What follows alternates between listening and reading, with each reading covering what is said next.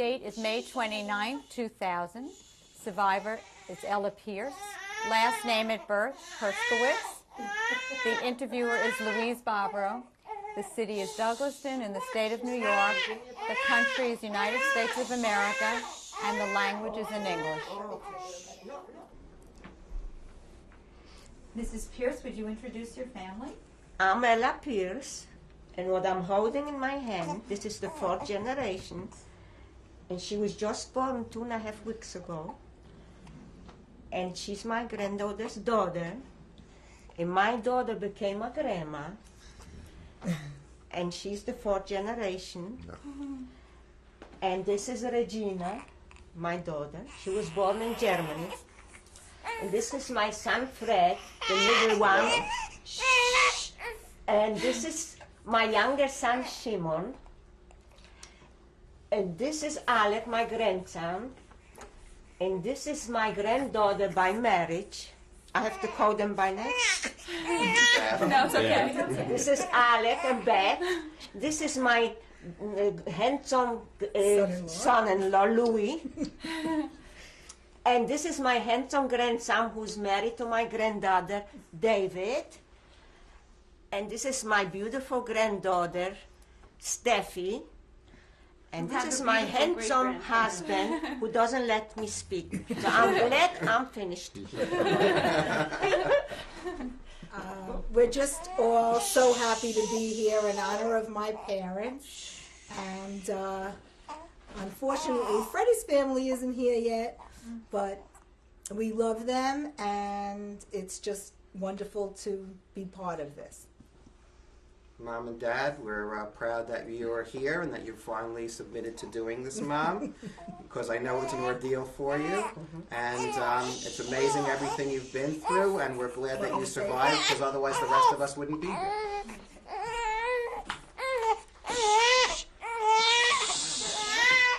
Would anybody else like to say something?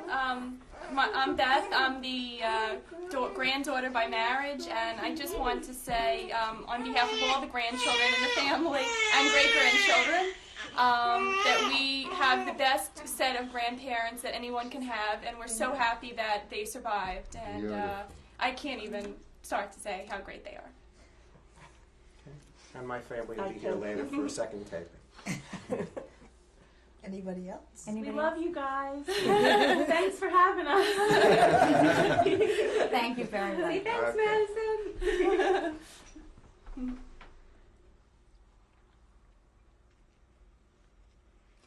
Hello, my name is Louise Bobrow, B-O-B-R-O-W. Today's date is May 29th, 2000. I am conducting an interview with survivor Ella Pierce.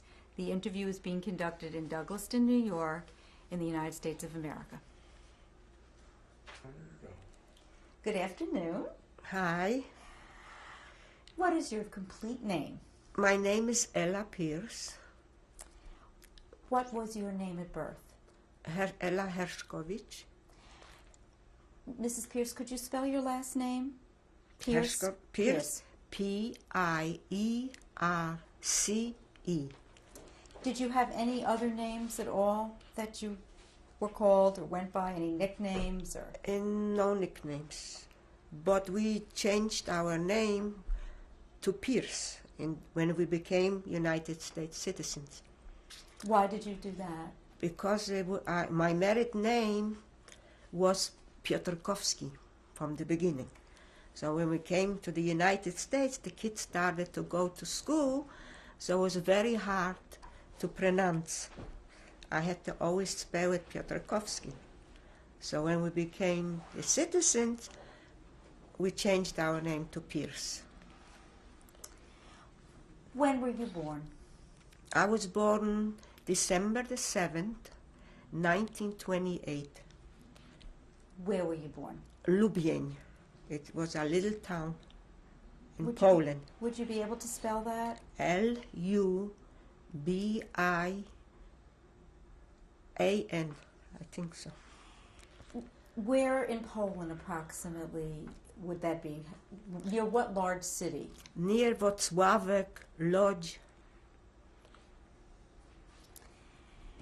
What were your parents' names? My parents' name was Shimon Hershkovich, was my father. My mother's name was Rivka Hershkovich. Her maiden name was Kowalski. Did you have any brothers and sisters? Yes, I had 9 brothers and sisters. Could you say their names? From the oldest maybe to the Yeah. youngest?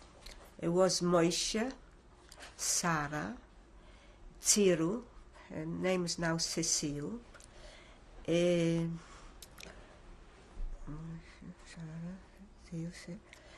Itzek, Baila, Hersh, Ella, that's me, Ishmael, and Hannah. How would you describe your father? Tell me about him. What was he like? What do you remember about him? He was a very good-natured man. Too much I cannot remember, but I have a picture from him. And during the war, when should I start like that? During the war, when the Germans came in, they burnt down the synagogue. This was 1939. They came in right away to our town. They burnt down the Germans burnt down the synagogue, and there were all Jews on the street. So the whole street went with the Jews. My father didn't go with us. He was left behind with my little sister Hannah. He went back to pick up something. I'm starting not to write. He went back to pick up some things to the house. So the Poles were after him, and we had a river, it was frozen, so he ran through the river with a picture from my grandfather. How can I describe my father? Do you have any memories at all of anything you might have done specially with him as a little girl? He was always busy to make a living. What did he do for a living? My father was a butcher. We had a butcher store. And that was very hard to make a living for 9 kids. But we always had what to eat. What did he look like? My father? I remember him from the pictures. Really, I don't remember because I was 11 years old and it's so many years already. So he had a little beard. And I really cannot remember too good. I'll show you a picture from him. He used to go to synagogue. I mean, he was a religious man. That's what I remember.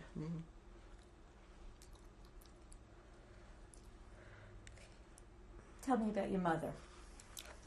My mother was a few years younger than my father.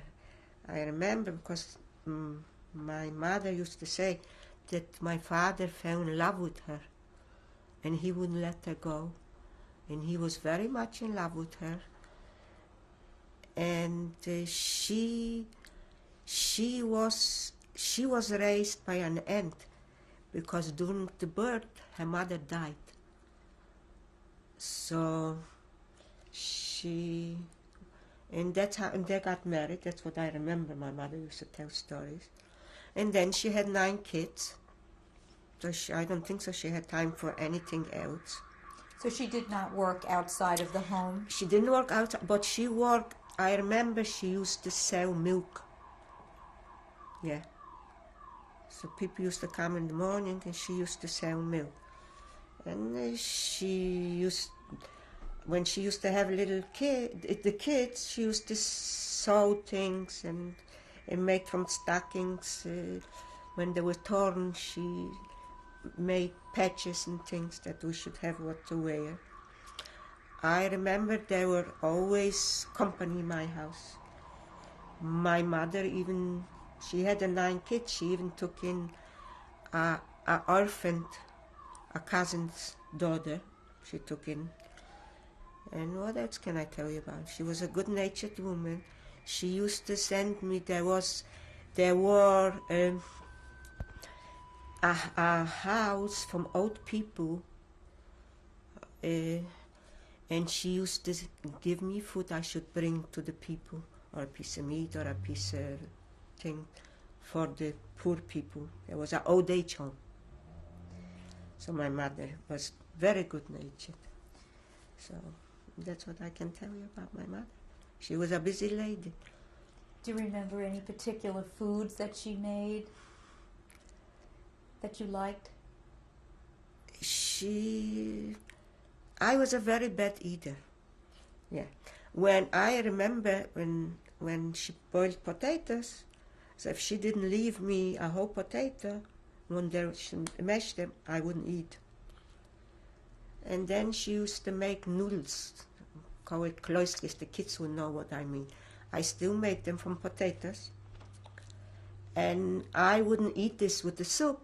I just, she had to fry it for me. Yeah, this, I remember my mother used to do that. And what else?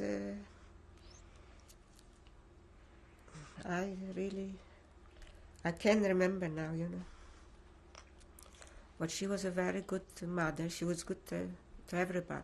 She used to, when she used to wear a shaitel to the synagogue.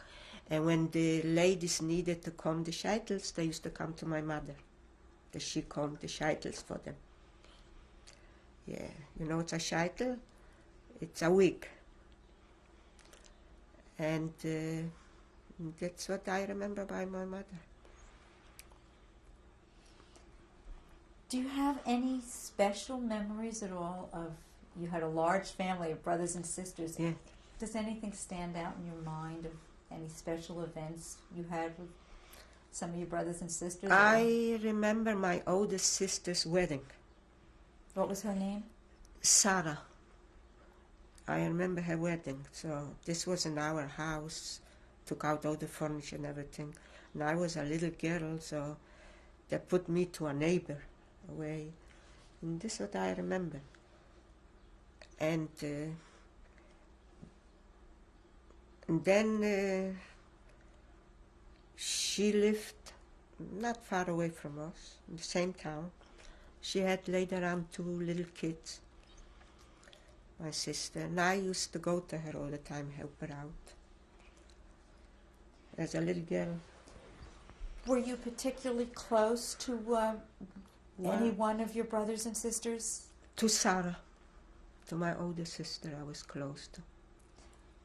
Any particular reason why you were close to her? She was the oldest? She was the oldest, so maybe because she raised me or I loved her, and she was very beautiful.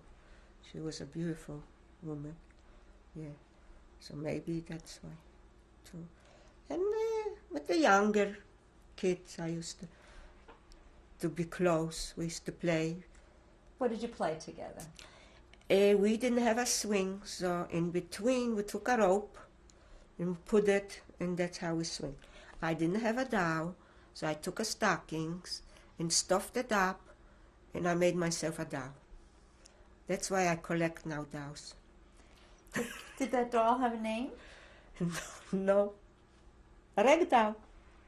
How you call it in America. So is that what you used to play with your brothers and sisters, dolls? Or? Yeah, or we used to play rocks. Or with, how you call it, the brown ones with the... Dominoes or marbles? Like marbles. Dominoes we used to play, was Hanukkah. We used to play dominoes, yeah. Other stuff. You know, when after a rain, we used to walk in the river, took off our shoes. Yeah, that was our play. We had nothing else. We had no toys, I mean. Did you share a bedroom with your sisters, or? No. I slept with my mother. My brother or somebody slept with my father. And then it was a little bed with my brothers used to sleep there. This was one room. Then we had another room to go through, used to be a sukkah. We opened up the roof, and we went through to the other room. There the older kids were sleeping. Yeah, we had a kitchen. So in the kitchen was a table by the window. And when I was tired all the time, so I used to go on the table on my belly, and I used to fall asleep there. So my mother took me to the bed, and then we had like a ceramic oven for the winter. So it was cold. So my father always took the cover and warmed it up before we went to bed. So tell me a little bit about your house. Was it an apartment house or a private house? It was a private house. Big? No, it wasn't too big. It was a store. My father had a store. Then it was a kitchen. Then it was a big room with 2 beds and a table and a little bed for the little kids. Then was the sukkah to go through. There we used to keep ice for the food, for the meat. For the winter we had ice. And there was another room, like I just told you, for the bigger kids to sleep there. And in the backyard, we had my father had a horse and wagon. With this, he used to go to how you say it. He used to go and buy cows and things to, it went out of my head to say it in English. For the butcher shop? Just. Yeah, he went to buy stuff. So he had to have a wagon and a horse. We had a wagon and a horse. Yeah. Tell me a little bit about your town. How big was it? It was not a big town. Was it a farming town or? Oh, he went to the farm, on the farms, to buy cows and other stuff. Was and it a farming town? No. How Was big? really not big. About how many people would you say? This I cannot tell you. I don't remember. I don't know. Were there many Jewish people? Yes. Lots of Jewish people. They were in the town. The whole town was a town like you see now here in. When I was small, the houses looked big. But when it was my daughter's 25th anniversary, so instead of making her anniversary, so we took her to see her roots. So we took her to this town.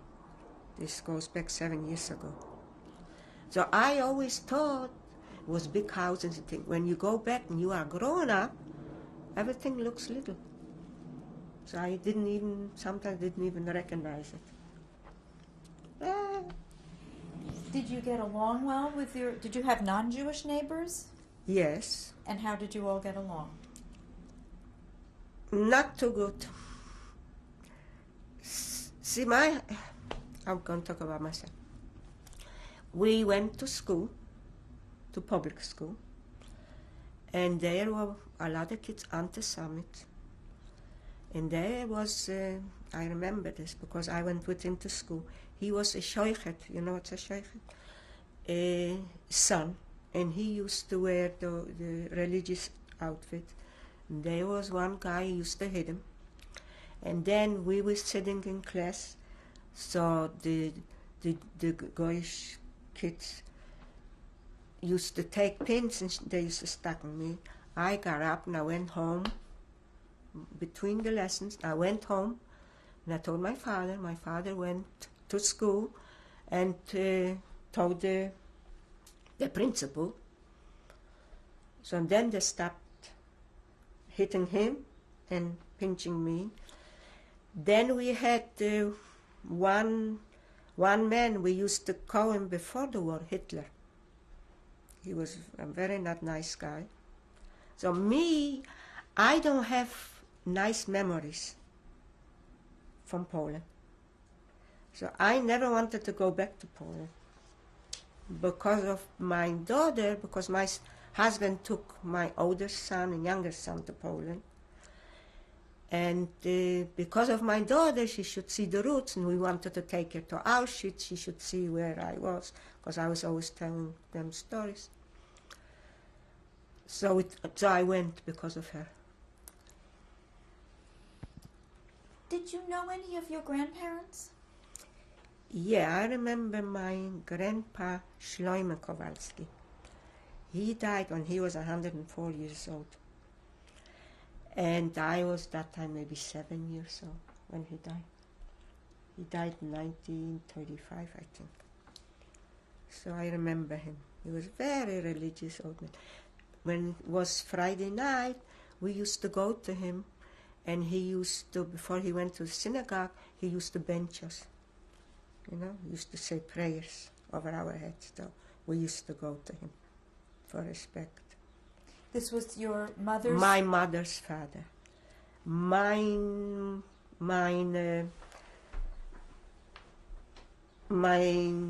father's, I don't remember. Just the grandma I remember. Vaguely. Her name was Bobijita. And she had like on her forehead like a growth. That's why I remember her. And she died too so I really don't remember this. I remember vaguely because they lived across from us. So they were both buried in this town? Yeah. Lubia? Yeah. Tell me about your religious upbringing. What was that like in your household? My mother and father were very religious. Shabbos was Shabbos. Can you describe a Shabbos? What was it like in your house? My mother used to make the fish, scrape and do it. We used to make chicken soup. And she used to make her own noodles and things. And Saturday, everybody, we were sitting by the table around. My father, they used to serve the men before everybody else, so they served my father first. And yeah, she baked chali, and she made a chulent. We brought it in Friday. We lived right near a bakery, so we put it in the oven. We took it out on Saturday, chulent. We used to live near a forest and a lake, like I told you. So when it was in the summertime, we used to go to the forest, quite older Jews almost, and we had a picnic there, like you have picnics here. Yeah, in the forest. In that forest was the cemetery. But after the war, I went back to Poland. In the cemetery, they demolished the cemetery. There was no more cemetery. So. Any other holidays that you remember? Pesach, for example? Pesach, What do yeah. you remember about Pesach? Pesach, I remember we used to put the table by the bed. My father used to be dressed in a kittel in white. He used to sit on the bed, and my father used to make the seder. And we were little kids, and we were hungry, and we fell asleep during the seder, you know, because it took a long time to said the prayers and everything. This I remember vaguely. Any other holidays that stand out in your mind, Jewish holidays? Rosh Hashanah. My mother used to bake a lot of sponge cakes. We used to make it by hand with a wisp, yeah, in a pail, because we needed a lot of cakes. So they used to make big sponge cakes and other cakes and matzah brei, and she used to make knedler and all the stuff I remember I make now for my kids. And you mentioned earlier you had a sukkah. A sukkah, yeah. How did you decorate the sukkah? Do you remember? Yeah, we decorated with some leaves we brought from. Yeah, there was we opened up the roof. We opened and decorated, and we ate in the sukkah. It was a little sukkah. Neighbors came into the 8-hour sukkah. Yeah. What was your favorite holiday? My favorite holiday? Pesach. Because I used to get new shoes and new clothes. I remember, so I remember I had patent leather shoes, so I used to go and shine them on the sack, on the stockings, on the, you know. This was my Pesach. Did you help with chores around the house? Were you assigned any particular chores? No, I had older sisters, so they did the chores. And how about at your table, when you sat down to eat with your parents and your sisters and brothers? Was there did you have to sit at a particular place at the table? Did everyone have a special place to sit? I don't think so. My father used to sit on top of the table. I don't remember. I really don't remember. How many years of school did you have? 5 years of school. And was it a public school? In public school, yeah. And then the war broke out. What was your favorite subject? Do you remember? All the subjects. When you did good in school, all the subjects were good. Did you have any girlfriends that you remember in school? Yeah, but one girlfriend I remember, Helenka. But she survived as she was hidden out as a Polish girl. She was blonde and blue eyes. She lives now in Israel, but I never met her after the war. What did you like to do with your girlfriends for fun? For fun? Well, we used to play hide and seek, and we used to make homework together. Yeah, used to go to her. Did you have any particular hobbies or interests that you liked to do as a youngster?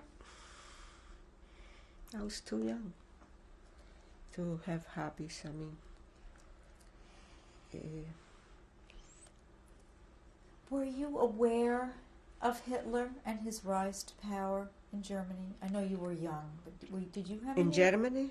Did you know? I heard talking home that they couldn't believe it that the Germans can do that, because from the First World War they were very good. And then we heard about Hitler. So that's why we called that Polak, who was not such a nice man, we called him Hitler. I remember because my parents called him Hitler. So did you overhear your parents talking about Hitler? Yeah, yeah. Did you understand what they were saying? If you're young, you cannot understand all those things, you know? We're going to take a break now. Okay. Tape number 2, date is May 29, 2000, survivor Ella Pierce. Mrs. Pierce, we left off on the last tape, we were talking about Hitler's rise to power. Did your parents have a radio, or how did you get the news in your house? Right near us was a restaurant, and they had a radio. And then people had radios. We didn't. We didn't have a radio. So I don't know. So maybe my parents heard it this way or from other towns. But they had a radio right next to us. That's how we found out. When did you begin to sense that things were changing? When in 1939, when the war broke out. What happened? What do you remember? When the war broke out, in the forest, so I tell you, the German, in the forest, we had a forest, so there was,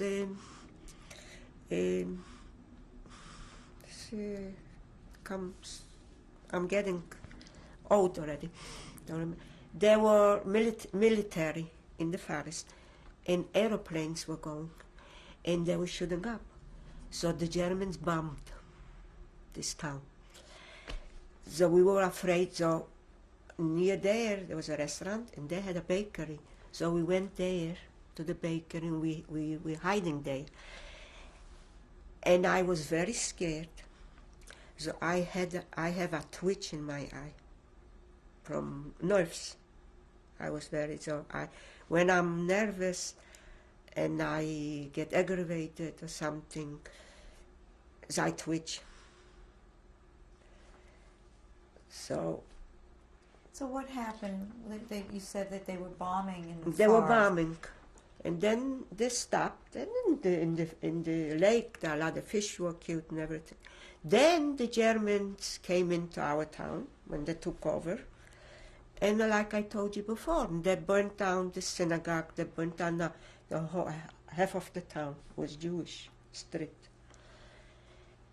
Then they chased us. They made us leave this town, and this was on a Monday.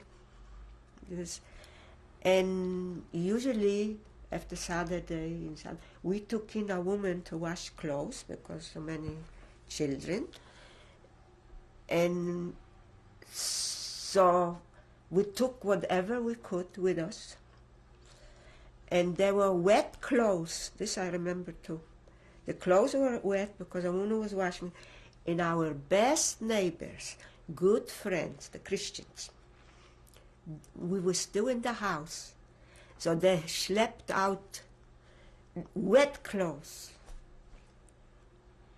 from this I remember. Then they took us, all of us, the whole town, to the train station. And they put us there on the train, and they took us to Błonie, a little town before Warsaw, a little town Błonie. From there, I don't remember. Somehow, my parents, the Jewish people there had to squeeze in. We had one room. And my married sister stayed, she lived in a town, Kutno.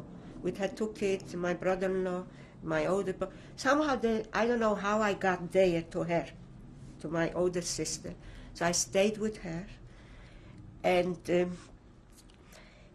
then they're starting to talk about, and I used to help her, they're starting to talk about the ghetto.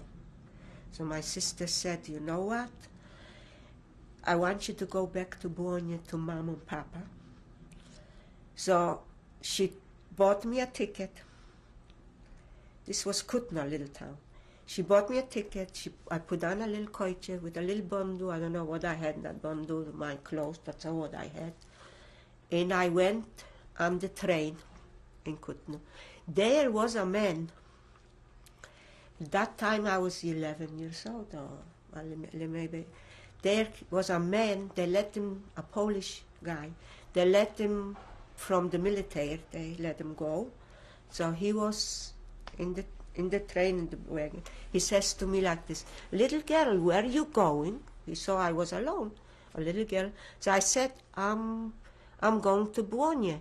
So he said to me, I'm from Błonie, but in Zichlin is a border, and they're gonna, whoever doesn't have a passport or something, they're gonna throw you down. They throw everybody down. Especially, he didn't ask me if I'm Jewish or not.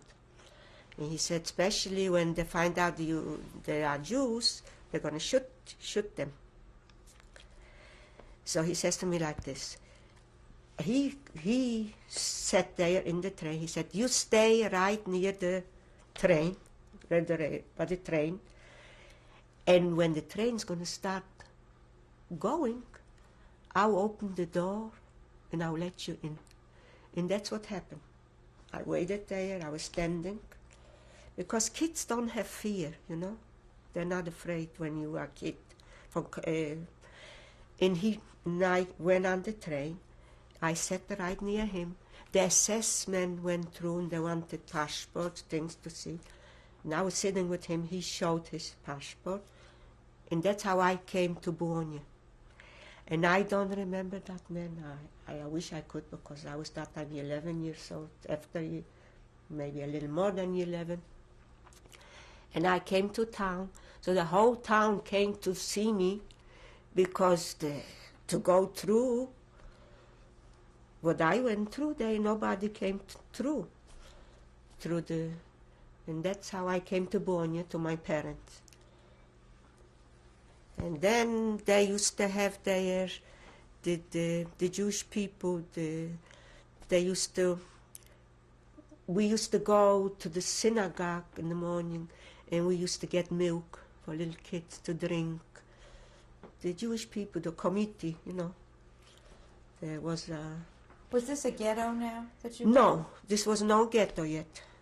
Afterwards, after a year or two, 1942, 41, 42, don't remember exactly, the Warsaw Ghetto broke out. So they took all the little towns and they took us to Warsaw Ghetto. While you were in this town, before you went to the ghetto, Yeah. did you have any restrictions from the Germans? No, not yet. No. Were there Germans in the town? I think so. Yeah. Did you go to school? No, we didn't go to school. There was no schools for Jews. What did you do during the time you were in this town? I really cannot remember, It's a blink. Well, what happened with the Warsaw Ghetto? We came to the Warsaw Ghetto, so my parents got one room. We had their family already. From Wrocław, they went to Warsaw Ghetto right away, to Warsaw. They had a bakery there. This was a big family. This was my mother's aunt, and she had 2 daughters. So that took me, because in one room my sister was there with 2 kids, and everybody in one room. So we won the ghetto, and that took me, which I was lucky, because I had where to sleep and what to eat. My brother Itzek worked in the bakery. My father too. My oldest sister worked also for my family, for my cousins, and she used to go and sell bread. This was from the beginning. And then they started, I'm going to make it short, and I was like a little maid. I helped them just to survive. And then the typhus broke out. My mother got very sick, and I was sick, so they wouldn't keep me, so I went back to my parents. And then I got better, so I went back to them. And when the typhus broke out, a lot of people died. So when people died, in the morning you saw a lot of people in the street. So a man with a wagon used to go around and take the dead people to the cemetery. One time we didn't have what to eat. So I went for my cousins for a bread, because they used to get bread from their brothers. So my mother said, this I remember too, because when people saw you in the street with food, they grabbed from you. So my mother broke off a piece of bread. That's how we were starving. And she says, tell them that when you were carrying the bread, somebody broke off a piece. So that's what I said. And then they started to take the people away to Majdanek, not to Majdanek, to Ravensbrück. Not Ravensbrück. The first, my parents went on. They took my parents away. My sister. My older sister was selling the bread and things. My sister's husband, I'm talking one and another. My sister's husband died for typhus. So he was buried in Warsaw, someplace on a cemetery, I don't know. she used to sell the bread. But then when she heard that they took my parents and my brothers and sisters away, so she left everything. She went on the truck too with her kids. They went to Treblinka. That's what I couldn't remember. They went to Treblinka. My mother and How was it that you didn't go?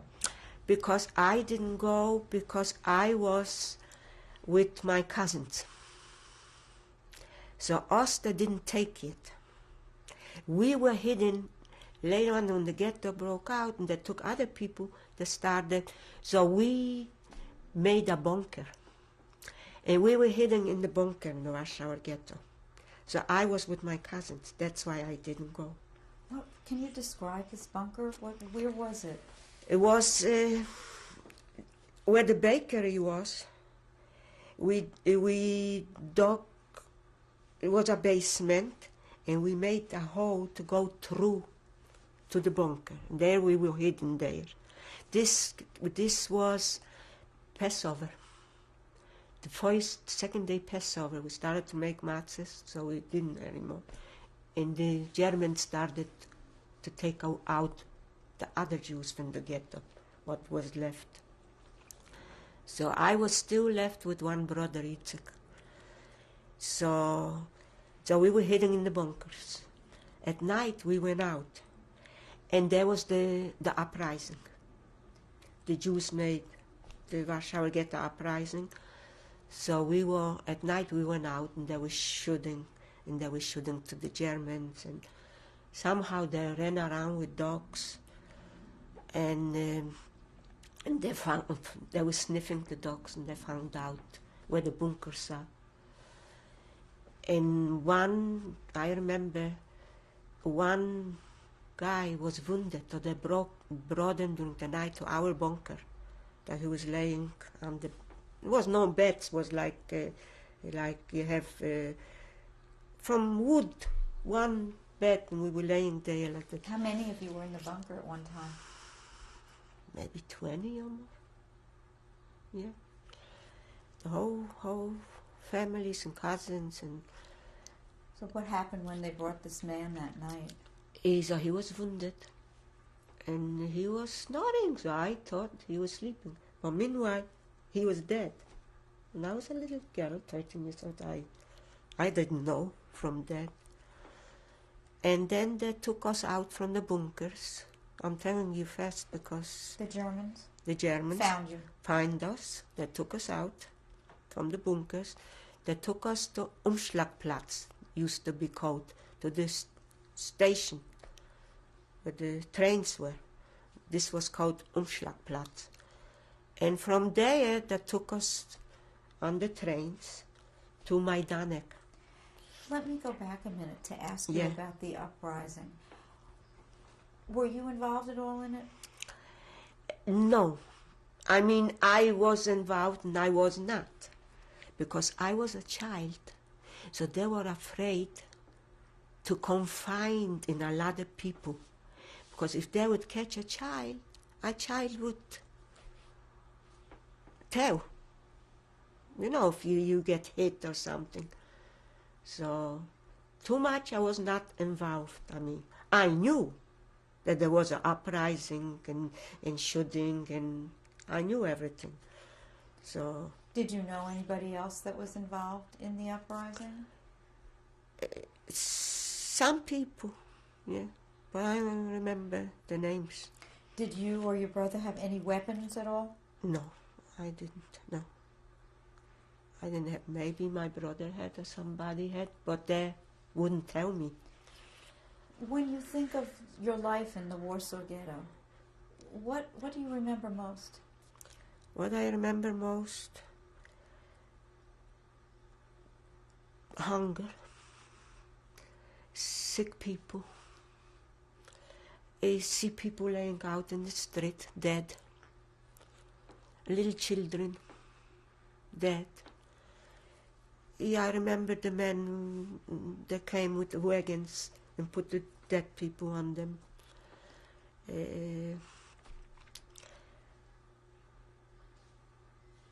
now it's out from my head. Not. Did you have any activities at all? For example, could you attend any kind of school? Could you go do anything there? No. What did you do with your time when you were? I was by my cousins. So I used to scrub floors. I used to wash dishes. I used to go visit my parents, Why did your cousins choose you? You? They had pity on my mother. She had so many children, so they took me. I looked like one cousin, looked like her. And they had 2 rooms. And they didn't have the husbands anymore. One husband was in Russia, and one husband of my cousin, I don't know. They had 2 daughters. One had a daughter and the other one. The other one had a son, so he left for Russia during the war. He escaped, and her husband. So I really don't know why they chose me. They chose me. I don't know. What did you eat when you were in the ghetto? What kind of food did you have? That's why I'm telling you. I was lucky because I was with them. So I got a little piece of bread in the morning, or they made some soup. I really can't remember. Were you ever able to leave the ghetto? No. I was afraid. Kids used to leave the ghetto through the tunnels, and for food on the Aryan side, because there was a wall, a brick wall. So some kids used to go, but the Germans used to catch them and shoot them. So I never left. I saw the wall and I saw the kids. So this is what I remember. How long were you in the ghetto? 2 years. Yeah. Do you remember at all who was in charge? In the ghetto? They made the Jewish police, but I don't remember the name. My cousin was very friendly with him. So the first time when they took us to Umschlagsplatz, we went back. They let us go. So the second time when we went, this was the end from the ghetto. Were you in the ghetto for a while when your parents were taken? Yeah. Then we went, all of us went to live also in one room when my parents were not anymore, when my parents were taken away. So I stayed with my aunt and her daughters, and we had a house. Did you have any idea where your parents were going? Did they tell you anything? No. I mean, we knew that they killed them. You did know that? Yeah. Because people came back and they said they went to Treblinka and they gassed them, they killed them. Did you have anybody that you could talk to who would comfort you? Or who did you go to? I really didn't expect nobody should comfort me because they needed comfort too. We were all very upset because we were afraid. How old were you? When I went into Auschwitz, to my Danegnash, I was 13. Yeah. Did you have any girlfriends at all inside the ghetto that you could talk to? Any girlfriends, any friends that you made while you were in the Warsaw Ghetto? No, I didn't. I just had my cousin's kids, but they're older than me. So she used to teach me how to read, she used to read to me, yeah. How about any religious observances? Could you do anything There, in the ghetto with that? people used to do it. They used to go, they used to hide. And they observed, yeah. You mentioned before you were starting to make matzah. Yeah, How did you get the flour and thing. We got rations. They used to give us, the Germans, rations. Or we used to smuggle in from from the other side, from the Aryan side. We used to smuggle in things. Even ammunition they used to buy on the Aryan side, and they used to bring in, used to go through the tunnels, you know. This was in Warsaw Ghetto. Is there anything else that you recall about your time in the ghetto? You know, it's very hard to to remember things. And then they took us.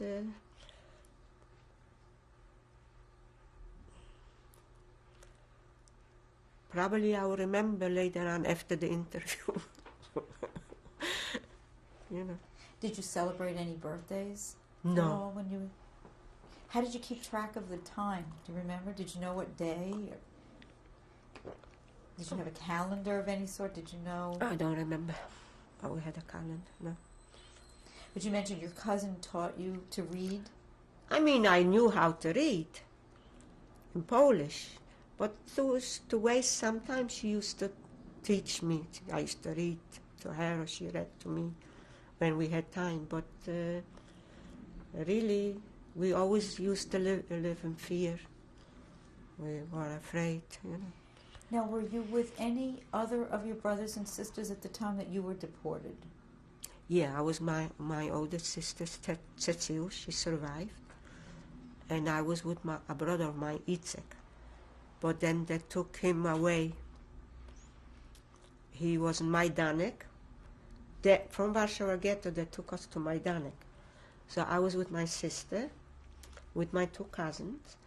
Men and women were separated. So then they made selections. They took him away to work. Then my two cousins, they took them away to someplace from Majdanek. So they told me, you have a sister, so you go and stay with your sister. And Mengele was there, and they made selections, Mengele, another assessment. So they asked, so I ran. We knew when you go left or right, so you went to the oven, or they killed you there. So I lied, and I was very good developed. So I didn't say I'm 13, I said I'm 18. And that's how I stayed with my sister. And my cousins never survived, because don't know where they went. From Majdanek, we stayed in Majdanek a few months or so. Well, how did you get to Majdanek from Warsaw? From the ghetto, How on did you get trains. They put us on trains. Do you remember what that was like, the train ride? Very bad, I think. It was cold. And don't really remember. We sat like a kettles, you know, together. Then they took us down. Did they tell you where you were going? No. So when you got to Majdanek and the doors opened, what was the first thing that you saw? We saw camps, and they put us in blocks. We were divided in blocks, everybody. And it was at Majdanek that you saw Majdanek, Mengele? Dr. Joseph Mengele? I think so. Or Majdanek or Auschwitz. I really don't remember. What happened when you got into Majdanek? What did they do with you? They put us to work. What did you do there? We worked in the fields, you know. Doing what? They used to grow tomatoes, leather, not leathers to write, but letters and things. And the SS women used to go with us, you know. Every day they used to count, or we didn't run away. Were you with your sister Yeah, in Majdanek? in Majdanek, yeah. And do you remember who was in charge of you at Majdanek? SS women, Was a woman? yeah, SS women, yeah. Because the men and the women were separated. Do you were remember not together. where you slept in Majdanek? In barracks, like barracks. And we had those wooden beds, like, how you call it here, bunk beds, like bunk beds. We slept maybe 10 on one bed. And we were very filthy. And we had lice. What were you wearing? You know, I have a kerchief here, what I have it still from Auschwitz. I used to wear that kerchief. What I was wearing, I really don't remember. What did you eat there? Did they feed you? They fed us in the morning. They gave us the chamomile tea in the morning. So we used to take that tea and wash our hair. I didn't drink it. I didn't like it. So we washed our hair. When you wanted to get washed, you had to take off your clothes and you washed yourself. It was freezing cold. And What year do you think you were in Majdanek? 42, I think, or 43. 43, I think. And it was Yeah. cold? Yeah. Yes, I remember. My sister would remember more than me, but sorry. How long did you stay in Majdanek? A few months. And we worked there in the field. How were you treated there? Not good. Used to get hit because I was a child and I couldn't work so fast. And the SS women used to go with dogs. We used to go 4 or 5 with dogs. I remember one time one man took a piece of letter in his mouth to eat. And the SS woman saw and she pushed some letters in his mouth and she choked him to death. You saw that. Yeah. Were you ever Huh? hit? Were you ever hit there? Yeah, a lot. Were you with other nationalities besides No, Jews? Or? no. I remember there were gypsies, but we were not with them. But there were gypsies not in Majdanek, but in Auschwitz. In Majdanek, though, just Polish Jews? Yeah. And then they took us to Auschwitz also on cattle train. Tell me. No, Majdanek was they took us to Auschwitz, Ravensbrück. First you from went to Majdanek. Auschwitz? Auschwitz? First, from Auschwitz to Ravensbrück. This was right near. You went to Auschwitz. Tell Yeah. me about Auschwitz. What do you remember about your experience there? In Auschwitz. I used to work. We used to make from cellophans. We used to make braids. We're in- going to stop now. We'll continue with the next tape shortly. Tape number 3, survivors Ella Pierce. The date is May 29th.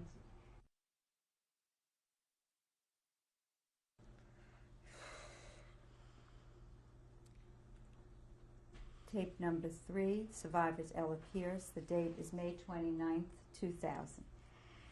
Mrs. Pierce, we left off on the last tape. We were talking about going to Auschwitz. I would just like to clarify something for 1 minute. Mhm. You mentioned you saw Joseph Mengele. Where did you see him? Which camp?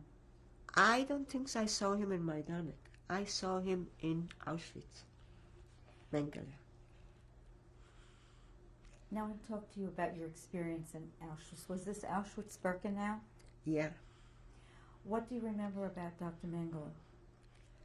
He was just talking to us, and I want to go someplace. He wanted to take us away from there. I said no. I stayed with my friends in Auschwitz. I didn't go where he wanted me to go. This I saw him from far away. So I stayed in Birkenau with my friends. The girls who used to take care of me. When I came to Birkenau, so we used to do, like I told you before, Braids. braids. We used to make Braids Nike. for what? I have no idea for what they needed those things. What did you make it out of? Out the cellophane or something.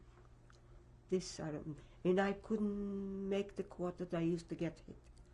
Then I found a friend of mine, and she worked in Bekleidungskammer. Bekleidungskammer was when people, they took people, they made selection to the guest chambers and people to live. So Bekleidungskammer was, we used to dress the people who lived. So she went to the SS woman, and she says, I'm her sister. She found me when I came from Warsaw ghetto. She was already in Auschwitz. And that's how I got in to Bekleidungskammer. And I worked there as I was a Läufer, I went from one, they used to send me to be a messenger girl. I used to be. We were 4 girls there. We had there a couple. She was from Czechoslovakia. Very nice woman. She took out, when we came, transport, people came, they took out 3 more girls, little girls like me. And we were there like messenger girls. And so I was there with my friends. And make the story short, we started to make, we wanted to make, we wanted to burn down the ovens and things. When the people came, we used to take them to the barracks.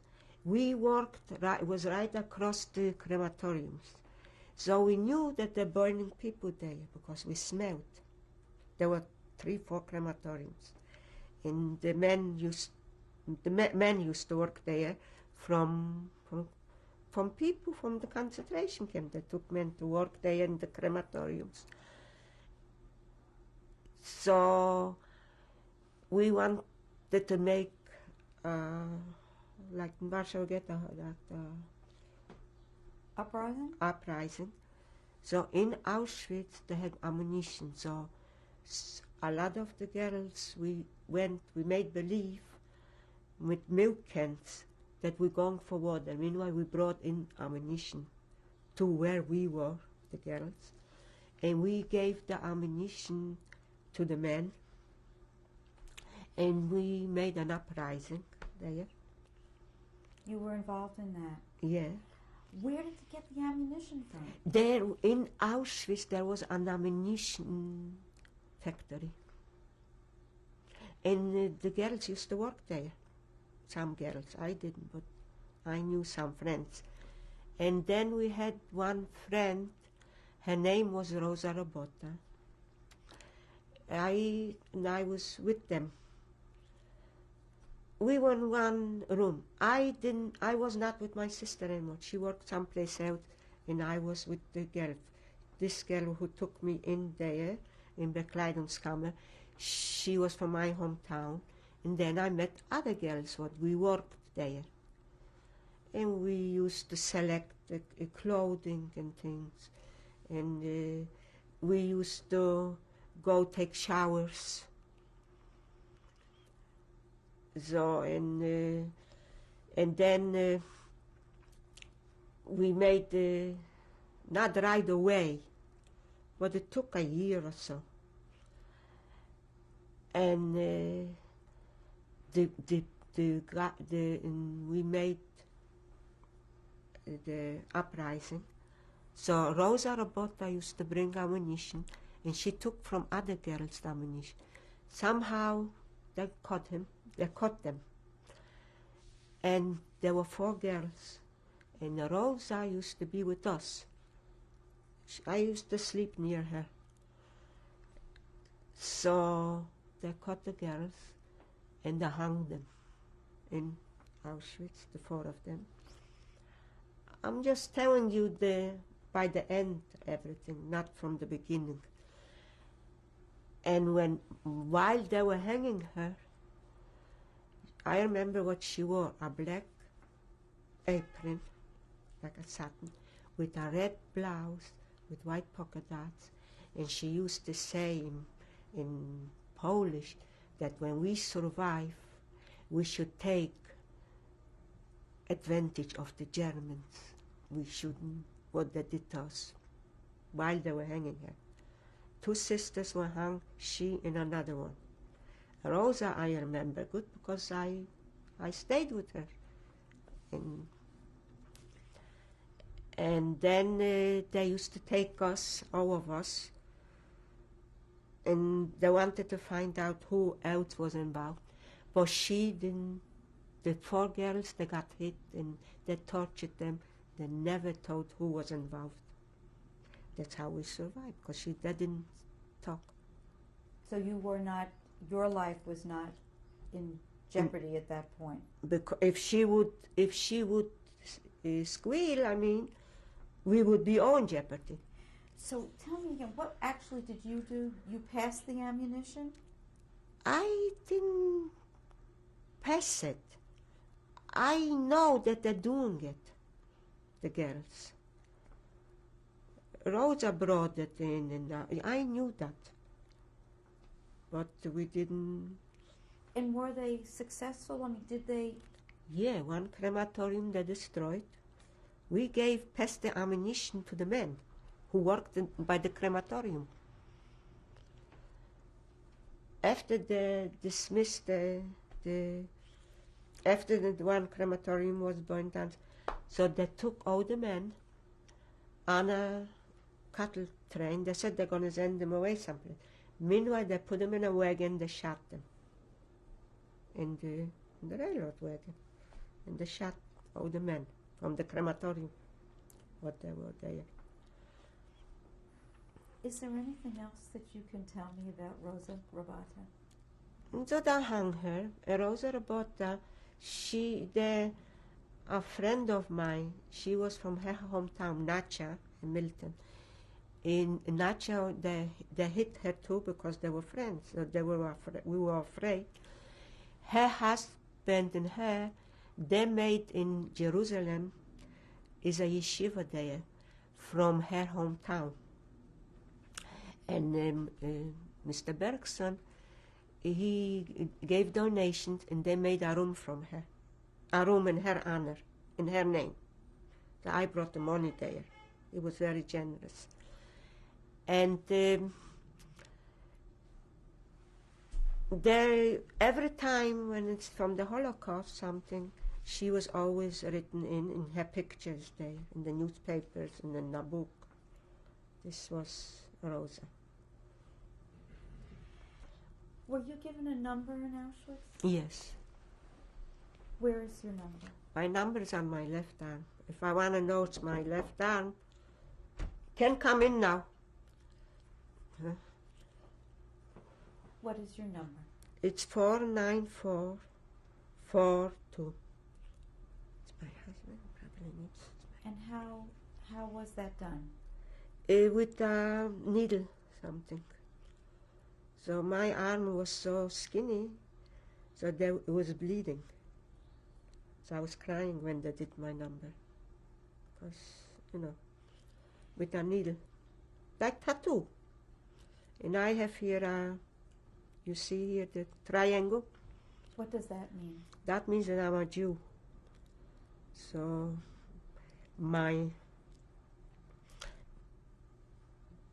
few years ago, my son Freddie took us to the Holocaust Museum. I have to tell you this story. In Washington. So he's gonna come soon too. My youngest grandchild, he was that time maybe 4 years old. So before we went into the Holocaust Museum, my daughter-in-law told him what the Germans did to us, and you're going to see numbers what Grandpa and Grandma has on the arm, and what the Germans were bad people, what they did to us. And you see where Grandma was there on the bed and things. So when we came out, he saw this everything. My husband has a number too, but he doesn't have the triangle. So he says to me, Sapta, he calls me in Hebrew Sapta, how come that you have a triangle and Saba doesn't have a triangle. What the Germans thought that Saba is a Christian. Because we used to tell the kids right from the beginning what we went through, because they saw the numbers, children saw the numbers, not the S. Some kids you couldn't explain what it is. That I used to say, this is my telephone number. So this is the story about my number. So I figured I'd tell you about my grandson, how his mind worked. Did you, when you came to Auschwitz-Birkenau, were you aware of what was going on in the crematorium? From the beginning, yes. From the beginning, not so much. But then when people started to come to bring, and I used to work there in the Kleinkammer, I used to tell people when I took them to the barracks, me and the other girls, we used to tell them, you see here, they're burning people here. And people didn't want to believe it. They wouldn't believe us, that there is a crematorium and they're burning the people. So when we destroyed everything, so then we saw the ovens and everything. The work that you did in Auschwitz with the clothes, do I understand? Not from the beginning, I mean. You handed out clothes to people, or you gathered the clothes? We handed out clothes to people to get, because when you came to Auschwitz, they took away your clothes, everything. They cut off your hair because you were filthy or something, I don't know. In a way it was good because we had lice when we came in from Majdanek. They cut off your hair. They gave you different clothes. They took away your clothes and everything, took away from you. And they gave you showers. They gave you to take a shower. And then they gave you different clothes to put on. So your job was to give people clothes? Yeah, me, we worked there a lot of girls, not only me. We were maybe there 50 girls or more. Were you able to select any items out to keep for yourself? No. Who supervised you? There was a supervisor, a German woman. Or some of them were from our people. They were couples and they're supervisors. There came German women, but they were prostitutes. Hitler took them to camp. There were political women. There was a Slovakian woman. She was a couple there, but she worked with us. And she was politics, you know. They took them also to Auschwitz. And who else?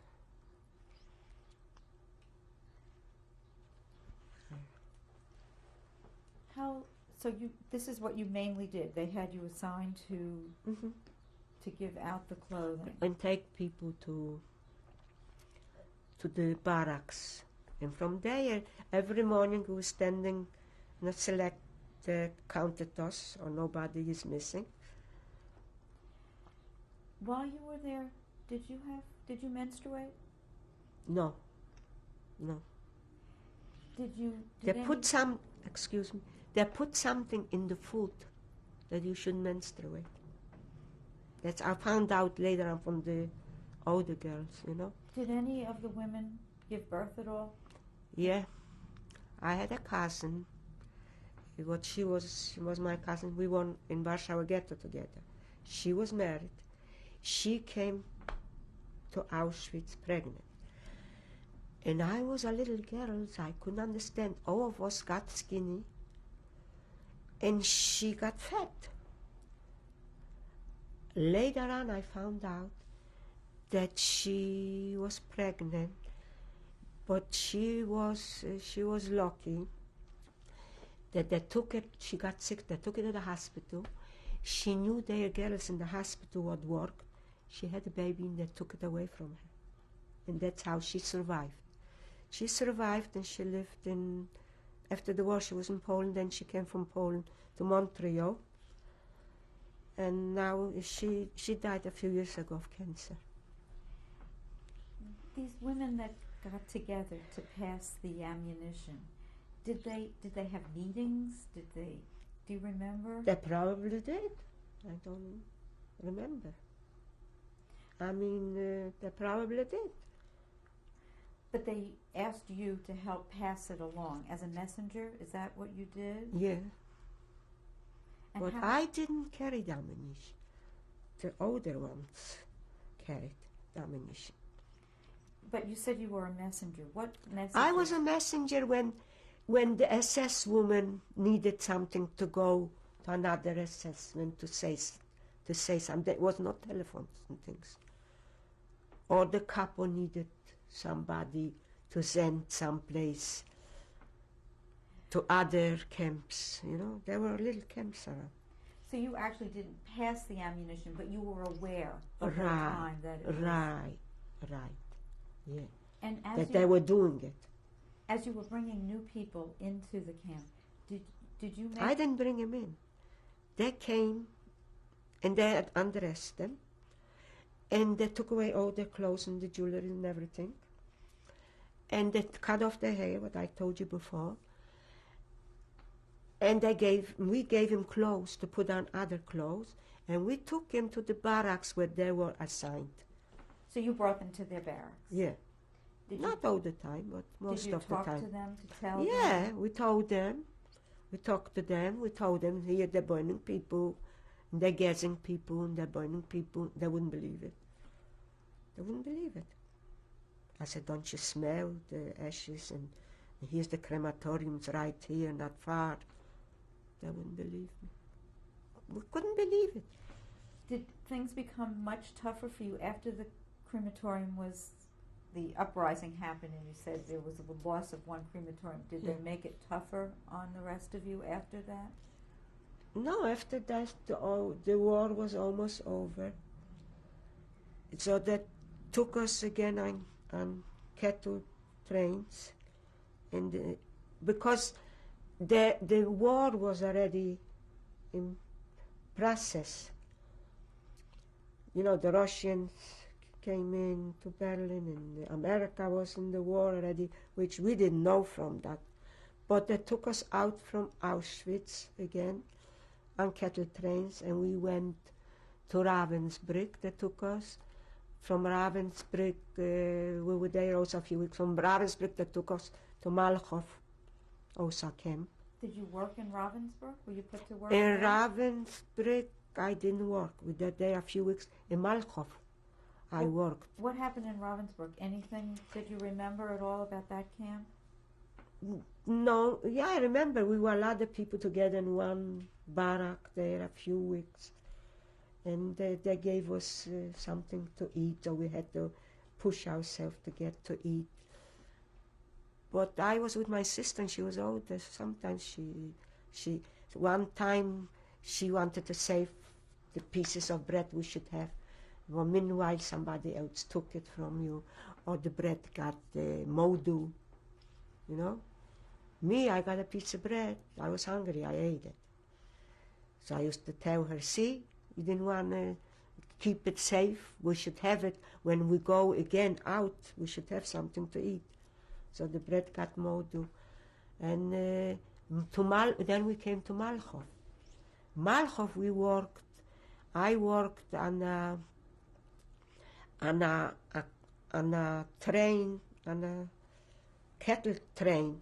There were coals. We used to shuffle coals down. Or one time, if I was lucky, they picked me and I was peeling carrots or potatoes for cooking. Markov was a camp? Malchow was a camp. Was Yeah. this near Auschwitz and Ravensbrück? No, never Ravensbrück was it, yeah. And how would you describe Markov? What were the conditions like? The physical conditions. The physical? What did it look like? To me, it looked like any other camp. And everything was the same, you know. I just looked to survive. Were you with just women in this camp, or was it men Just and women? women. Just women. Maybe there were men too far away, but I didn't see it. And you again, were there just Jews, Polish Jews? Yeah, yeah. I remember my friends, the Jews, yeah. Only the girls, yeah. And you were with your sister? I was with my sister, yeah. And your job was with the coal, did Yeah. you say? Because I had pity on my sister. She came home crying. She couldn't do it, so I went to do it for her. Yeah. They didn't take everybody. But if you went to work, sometimes you got a piece of bread or something from somebody. Were you fed more at this camp than at the others? No, no. Was this camp surrounded by wire or a fence, barbed wire or a fence? Do you remember? I don't remember. But that used to take us and watch us, the SS. So you were taken out of the camp to Out work? of the camp to work, yeah. And besides working in the coal mines, what else? I didn't work in I'm a sorry, coal mine. putting the coal in the train. Yeah. When did you? Then we told you. Then sometimes they took me to peel potatoes or those sugar beets. So we used to steal and hide it to take it into camp to share with other people. Was there any opportunity at all at Markov if you wanted to try to escape? We were afraid. In Auschwitz, one girl escaped, but they caught her. She escaped. She was already on the Aryan side, and they caught her, and they killed her. And then from Lodz Ghetto came. I had two brothers. They were in Lodz Ghetto. I'm starting again. And when they started to send out from Lodz, from the ghetto, from Lodz, people. So I found out through my friend from my hometown, two old people, they saw my brothers there, and they took him. They were, they had no mother and sister, how you call it? Orphans? Orphans. They were orphanage thing. They brought all the kids on a truck, and the man from Lodz Ghetto, his name was Rumkowski. This I remember. They brought him too with the truck. The kids they took to the gas chambers. So I couldn't see my brothers. I was looking, at the trucks. And Rumkowski, they gave him an honor. They shot him in the head on the truck. He was the main man in the ghetto from the orphans and things, And where did you see that? Where was this? In Auschwitz. Did you So now when I start talking, I remember things. Did you saw him being shot, Rumkowski? I didn't see him, but we saw it from far away. And later on, we found out that they shot him, Rumkowski. All the others they took to the oven. First they gassed them, and then they burned them. This I remember from, what people were telling me too. They couldn't see everything because it was big. And that's what I remember.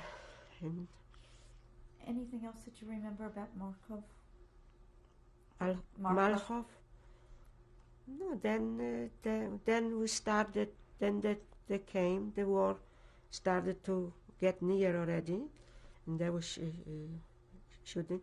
So they came, they took us out again from that camp. We marched 2 days. We walked.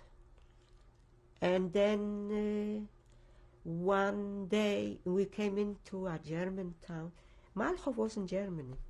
We came into a little town, and there, at night, the Americans came in. We were liberated. That's what I can remember. I don't know. Maybe later on I'll remember. And then in the morning, the Russians came in. Do you remember when this was? It was like beginning May. Of what year? 45. And what do you remember about being liberated?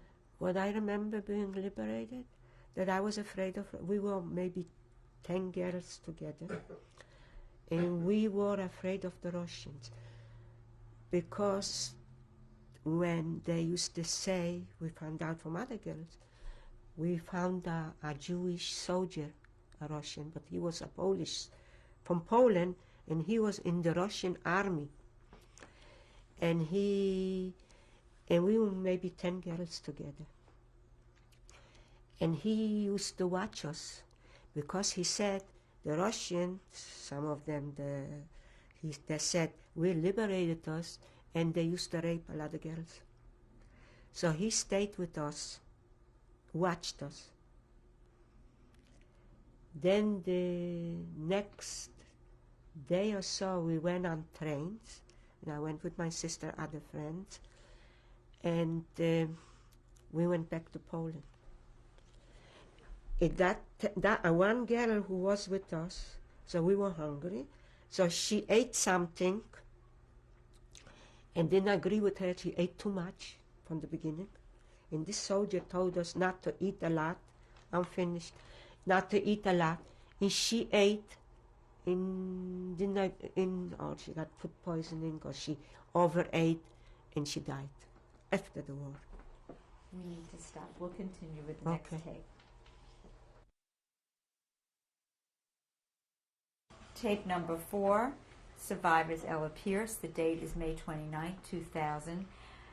Mrs. Pierce, we left off on the last tape you talking about after the war, you've been liberated, and one of the women you were with developed food poisoning and died. Yeah. She ate too much or something. What condition were you in when the war was over? When you were liberated, yeah. What physical condition? I was like swollen, a lot of water. But when you're young, you don't think so much. I was with my sister, so we went back to Poland. We were on a train. Did you go back to your town? Yes, I went back to my town. But so we found one of the Jews from my town. He was in Poland. A Polish woman, my house was demolished. And because they thought, God knows what we have there, because I told you about my father when they chased him through the... So I stayed with a Polish woman. My sister went into a bigger town. She heard that there are Jews, and she left me there because we had no money to travel, nothing. So I stayed with that Polish woman. What was that like for you, leaving your sister? I mean, I didn't leave her. She left me. But I know where she's going. And then that guy was there. So I stayed with they were our neighbors from across the street. Her husband was a Bürgermeister. How we say a Bürgermeister? Mayor? A mayor, right, see? He was the mayor from town, but he was dead. So she took me in. And I used to go with her every day. She had like a garden from vegetables and things. I used to go with her. Then she was already an older woman, and so I used to read to her in Polish. And I was glad I stayed with her. I had where to sleep, what to eat. This was after the war. And then my sister came back, and she says in Wrocław is like my cousin Tessia, what I told you, she was pregnant when she came to Auschwitz, and other people were in Wrocław.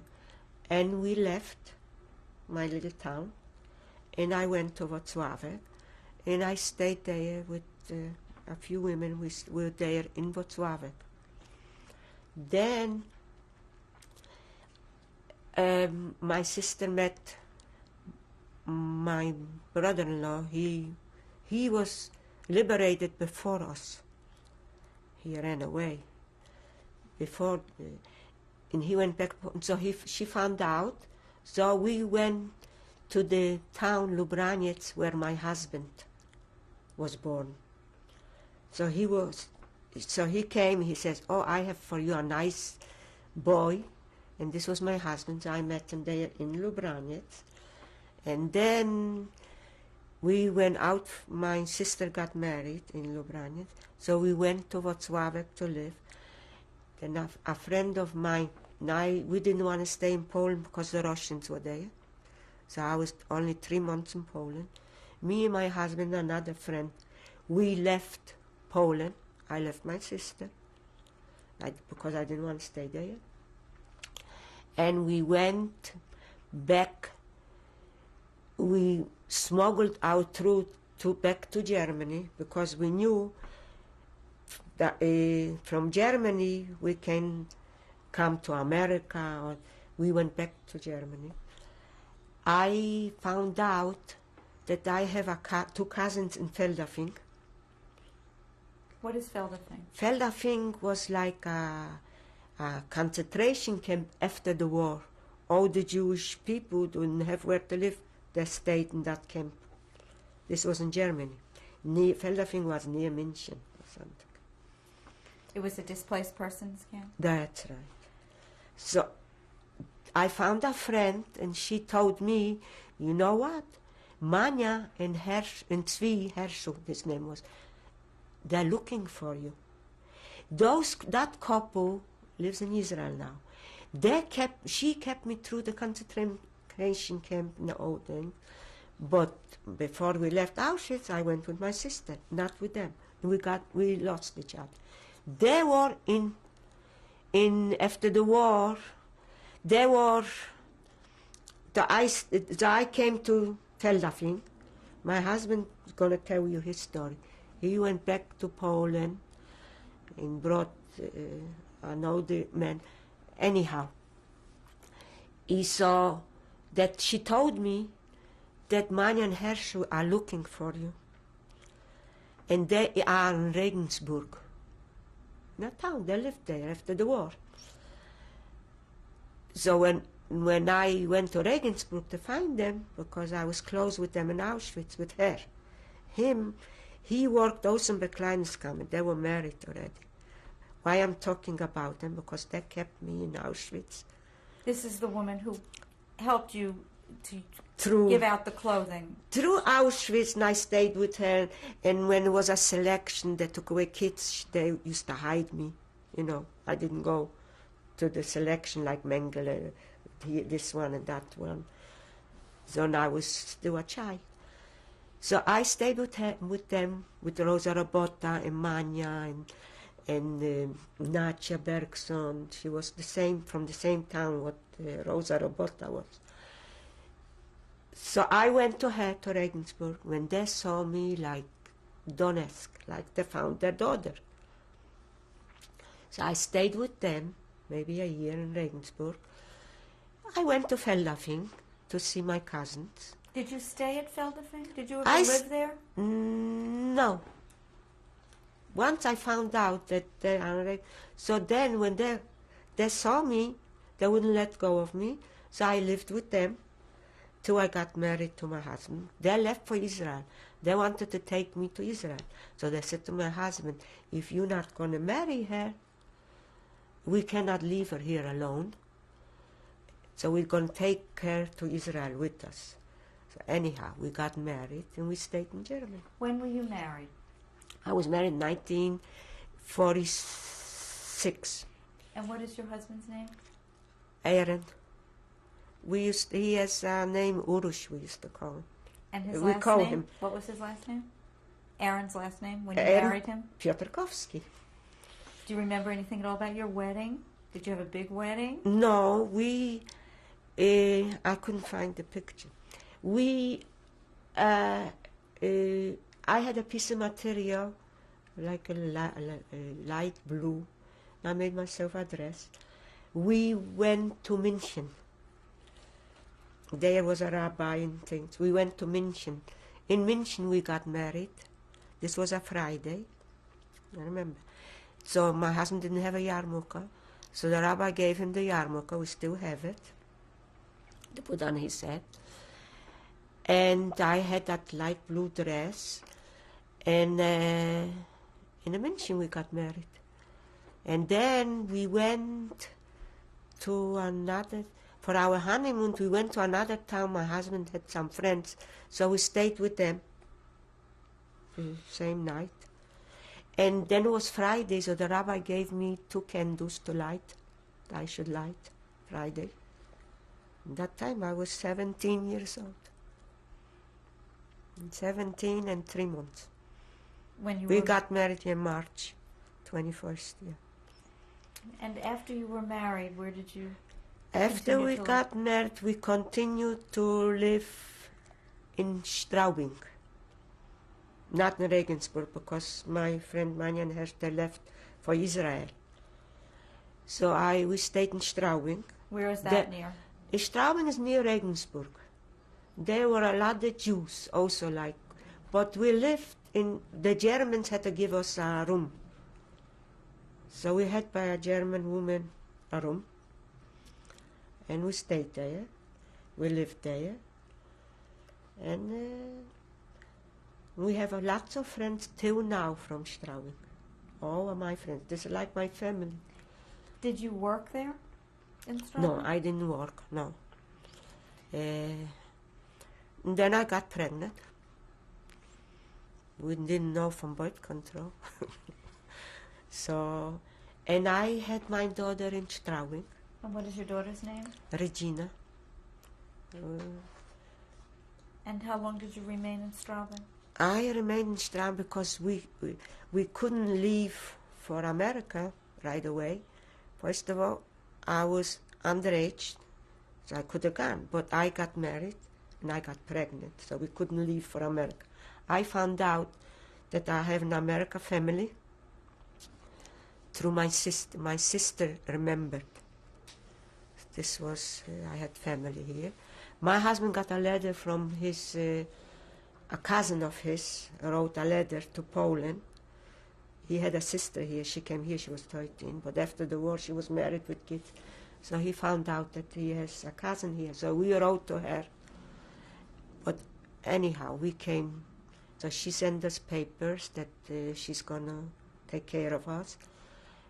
And when Regina was 6, 7 months old, we came to the United States. So what year was that? When did you come to America? 1949. And where did you settle when you came to America? In Brownsville, by my sister. You know where is Brownsville? We used to call it Brownsville, Brooklyn. And did you have... On Blake Avenue. Did you have more children?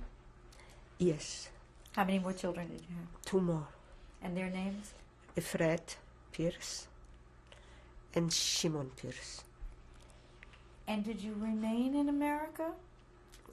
We remained in America till 1972. And then where did you go? And then my husband is a Zionist. He loves begging and he is a Beitari. That's how he made his kids too, the Zionists. In 1972, my daughter was married already with a baby, and his dream was to go to Israel. My daughter was mad that I'm leaving her here. My middle son, Fred, he stayed in, I left him with my daughter, and he went to Hofstra University. So in 1970, we took our younger son, he was 13, after his bar mitzvah, and we went to Israel to live. And how long did you live there? We lived 8 years in Israel, but I missed my daughter and her child, and my younger son couldn't get into Israel, so he came back by himself, so I didn't want to leave him here. My other son got married and came to Israel. He was in the army in Israel. He was in the Lebanon war. Freddie, maybe he would tell you. You want to know all those stories? Well, tell me, why did you you stayed in Israel for 8 years, did you say? 8 years, yeah. And what made you decide to leave Israel? like I told you, I had my daughter here, the grandson. My younger son was ready to go into the army. He was 17, and he didn't want to go. So I sent him here, and I didn't want to have it on my conscience. So we came back. I made my husband come back. Was your sister in Israel? No, So your sister came to America. my sister came to America. Were you reunited, though, with the woman that saved you in Auschwitz, Manya? Did you see Oh her? in yeah, I Israel? saw her after the war. That's what I'm telling But you. when you lived in Israel, did you? Oh remain- yeah, I went to visit her when we got a little money in 1962. We saved up a few dollars and we went to Israel. And then we saw her there. Sure, I used to write to her. So you came back to America in 1980, approximately. 1980. And did you go back to Israel again? Oh, every year we go to you go Israel. back to visit. Yeah, yeah. And we had a nice life in Israel, a really nice life. But it's me. Do you? I mean, Did you work at all in America? Did you have a job or a career after your family? no, because I raised 3 kids, so I couldn't go to work. I didn't. I mean, maybe I could have, but my husband never let me as a European, and I took care of the kids. Because I remember my son, the middle one, when he used to come home from school, he used to say, "You know what, Ma? It's so good to come home from school, and you here, so I can talk to you." When did you learn the fate of your brothers and sisters? What happened to them? Did you know right after the war that they had been killed? Did you Yeah. find out? How did you learn? How I came back to my hometown, nobody was, and we knew that where they went, we knew they got killed. Did you talk to your children throughout the years about what happened to you? All the time. All the time. Do you ever We have tell them. any dreams or Yes. nightmares, anything? Yes. What do you dream about? That I take away my children, that sometimes I scream, so he wakes me up. Sometimes I think somebody's by the window want to catch me. I had a dream, and I started to scream, I wake myself up. How do you think it affected you in raising your children? What impact did your experiences have And my children? in raising your children? Did it have any impact? I don't think so, because I was young. I mean, I came here, I was 19, to America, and I really don't think so. I think I did a good job raising them. That's my opinion. You have to ask my kids. Did it change at all any of your faith in God or your belief in the Jewish religion? Did anything I change for you? believe in the Jewish religion, but I'm not religious. I mean, I keep up with the tradition and everything. I taught my kids to do the same, and I hope they're gonna do that. I mean, Do you have any advice that you would like to give to your children? You have how many grandchildren? 5 and a great-grandchild. Would you like to give them some advice or leave a message for them after having survived what you did? What would you like to tell them? I like to tell them that they should grow up and be, and not let, God forbid, if something gonna happen again to the Jewish people, they should fight, and they shouldn't let themselves go. I mean, what else can I tell to my children? They should grow up to be good people, and they should, if they can, help other people, and they should tell their grandchildren what happened to us and what happened to all the Jews, because I used to talk to them too and tell them. And I think I did I mean, we tried to raised them Zionistic. This I have to thank my husband, really, because he was old and he was brought up this way, and we brought up the kids like this. We used to send them to Camp Beitar, and we're very proud they taught them the right thing, and I think we did the right thing to send them. Is there anything else you'd like to say? Anything you feel you've left out, you'd like to add before we conclude? I really cannot remember, So Well, I'd like to thank you I very, thank very you. much. And I'm glad I did it. Now I'm glad I did it because I really didn't. I put it off and I put it off. And I really have to thank my kids, and especially Freddie, because he was after me to do it. And the kids say to Ma, do it. It's not just for you. It's for the grandchildren too. And for the great-grandchildren, thank God. And thank God I survived for something. And I raised beautiful kids and beautiful grandchildren. I'm real proud of them. I should add this. And I have a gorgeous granddaughter. And I lived through probably for a purpose. So this is the purpose, maybe. So I'm glad, now I'm glad that I did it. I'm really was nervous, but so. Thank you very much. You're welcome. Thank you very much for the interview.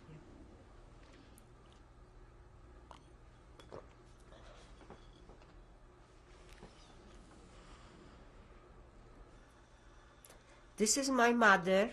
Her name is Rivka, and this picture was taken in Poland.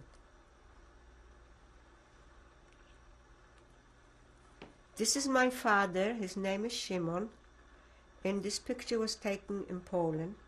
But my mother's and father's picture, I got it here from my aunt. This is an aunt of mine, my mother's stepsister. And this was taken in Poland. And what is her name? Her name is Goda. Aunt Goda. This is also a picture from my mother's two sisters. One is Zelda and one is named Małka. And where was this Zelda taken? in Poland, And, in the house, my grandfather's house. and Zelda's in the front or the back? Zelda's in the back. This is a picture also taken in Poland, what I got it here from an aunt of mine. They had it. This is my father in the back, Shimon. It's one of my brothers, Hersh, and one of my brothers, Shmuel. And this is me, Ella, when I was a little girl. And Hirsch is on the left or on the right as you look at the picture? Hersh is on the left. This is me, Ella.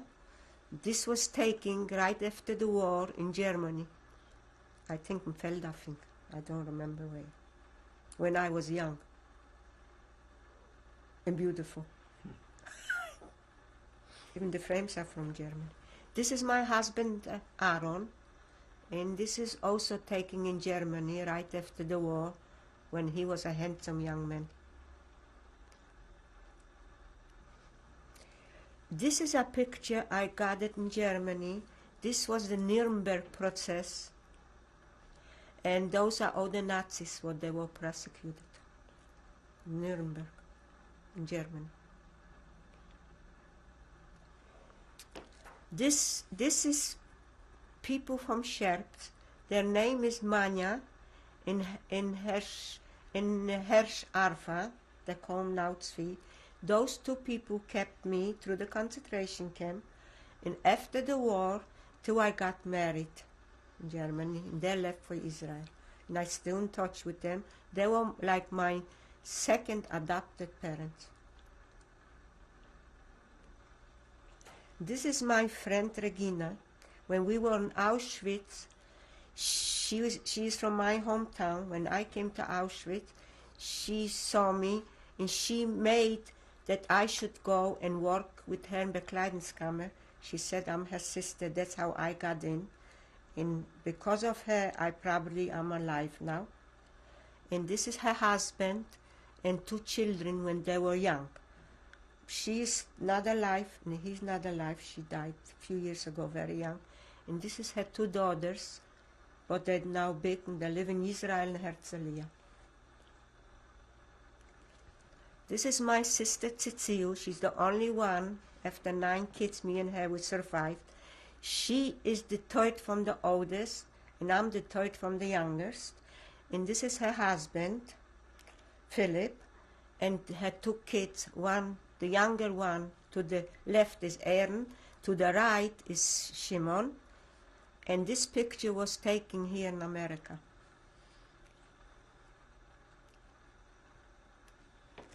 This is my cousin Leon. He is the 2nd one who survived Auschwitz. And this is his wife, Helen, their daughter, Susan.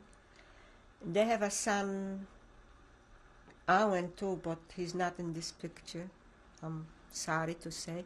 He lives now in Florida, and he's over 90 years old. This is my granddaughter, Nitza. I'm sorry she couldn't be with us.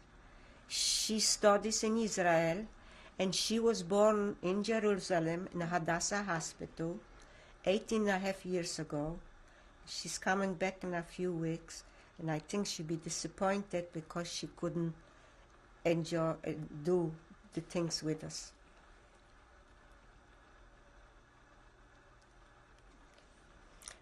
This is a scarf, what I wore when I went out from Auschwitz, and probably to keep my head warm, probably. And this is the only thing I saved from Auschwitz. To the whole time I wore it when it was cold, and I'm glad I had it. Probably this saved my head.